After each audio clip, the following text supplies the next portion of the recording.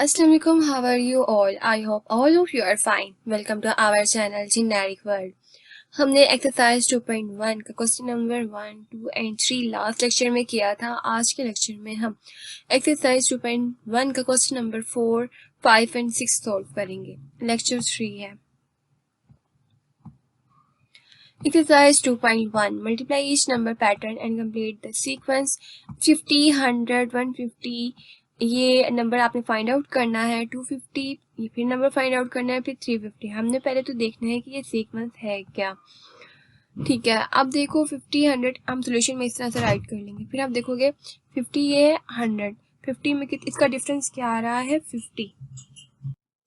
100 minus 50 करोगे तो आपका जो डिफरेंस है वो क्या आ रहा है 50।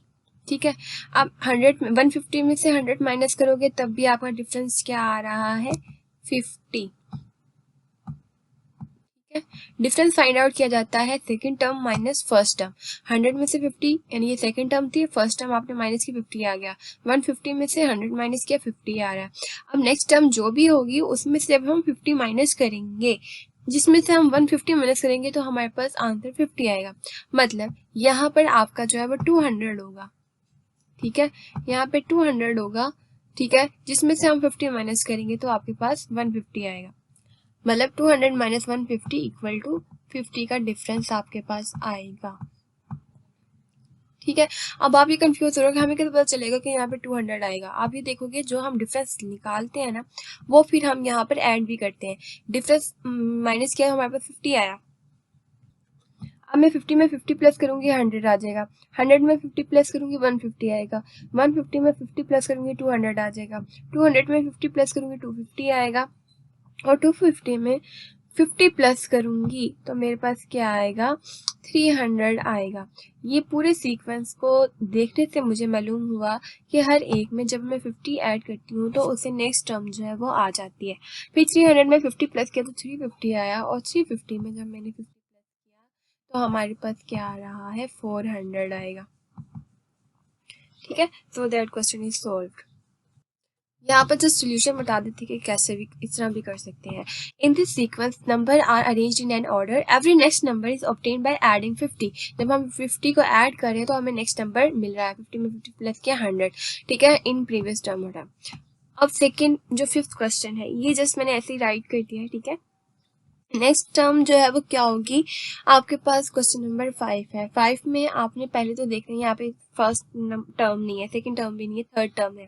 थर्ड टर्म है और फोर्थ टर्म है। अब आपने थर्ड एंड फोर्थ टर्म को ऑब्जर्व करना है कि ये क्या हो रहा है। आइदर कि माइनस हो रहा है, या फिर इसमें कुछ ऐड किया गया है, या फिर कुछ मल्टीप्लाई हुआ है, या फिर डिवाइड हुआ है, तो हमारे पास ये वैल्यू आई है।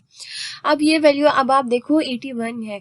243 से हमें 81 किस तरह से मिल सकता है ये आपने थोड़ा सा सोचना है। सोचे ये कैसे हमें मिल सकता है। हम यहाँ पर देखेंगे यहाँ पे कोई चीज मल्टीप्लाई नहीं हो रही। आप देखो कि यहाँ पे अगर मैं 3 से इसको डिवाइड करती हूँ ना, यानी डिवाइड करती हूँ मैं 3 से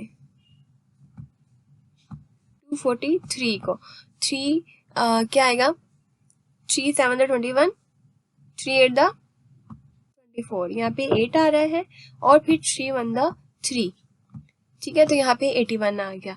81 को फिर दोबारा डिवाइड करो 3 से। 3 2 6 और 3 7 21, तो हमें 27 मिल गया। फिर नेक्स्ट कैसे हमें टर्म मिलेगी जब हम 3 से डिवाइड करेंगे। 3 9 27, यानी कि यहाँ पे आपके पास क्या आएगा 9। और यहाँ पे 3 से डिवाइड करेंगे तो क्या आएगा आपका आंसर 1। अब यहाँ पे जाहिर सी बात है यहाँ से डिवाइड करने से आ रहा है। अगर हम रिवर्स जाएं, पहले हम लेफ्ट से राइट आ रहे थे तो हमने डिवाइड किया 3 से डिवाइड करते गए हमें टर्म्स मिल गई। लेकिन अब हमें राइट से लेफ्ट जाना है। ठीक है, अब क्या होगा 81 मतलब 3 है। 3 का क्या किया कि 9 आया हमारे पास। 3 को हमने 3 से मल्टीप्लाई किया तो 9 आया।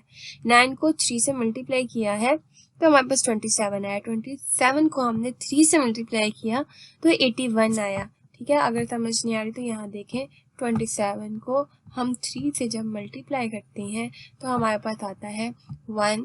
3 7 21, 2 इधर चला गया। 3 2 4 5 6, 3 2 6 7 एंड 8 सॉरी, यहाँ पे आएगा 81। क्लियर।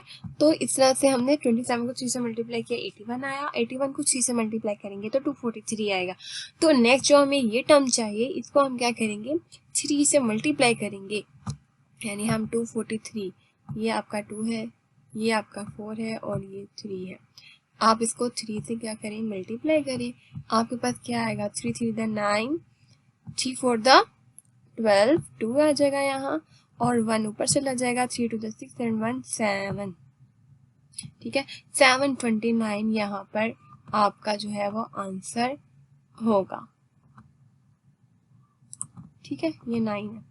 अब नेक्स्ट आप क्या करोगे, फिर 3 से मल्टीप्लाई करोगे, 3 9 27 होता है, 3 9 27, 7 इधर चला गया, 2 इधर, 3 2 द 6 7 8 आएगा यहाँ पर और 3 7 द 21, 2187 जो है वो इसकी फर्स्ट टर्म होगी।